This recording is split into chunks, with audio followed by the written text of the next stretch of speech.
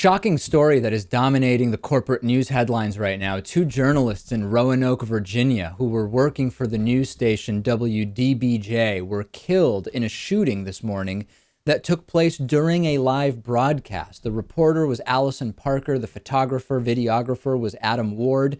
They died shortly after the incident. And the craziest thing is that the entire thing was caught on camera because they were live at the time. The video, which we are not going to play it. There's sort of a question about whether, as we've talked about, local news stations are very, very aggressive with any shows like ours using their clips. And it is quite disturbing. And I'm sure our audience can find it on their own if they want to. You hear the gunman firing 6 or 7 times. And as the camera falls to the ground, you actually briefly get a shot of the gunman. Authorities initially unsure who the gunman was.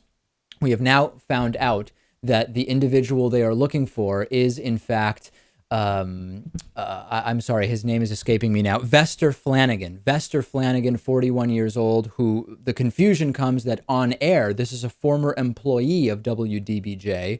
He was known as Bryce Williams, even though apparently his legal name is Vester Flanagan.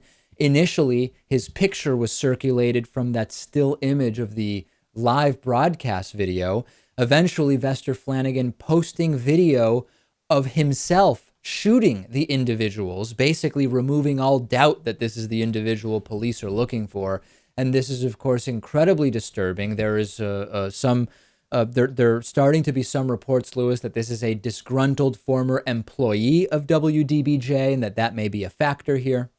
As we speak, he is live tweeting about eluding the police. I read something that says that he may have even killed himself, but he was tweeting that, essentially confirming he was a disgruntled employee. He said Allison made racist comments. He said that the cameraman went to HR after working with him for 1 day.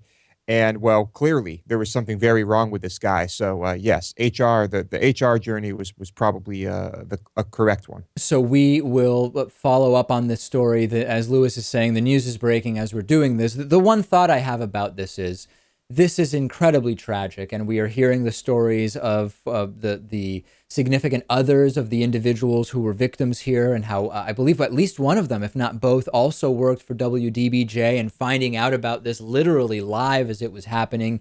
Incredibly tragic. But let's also remember that more public does not mean more tragic. There are so many killings, senseless killings like this in our country every single week.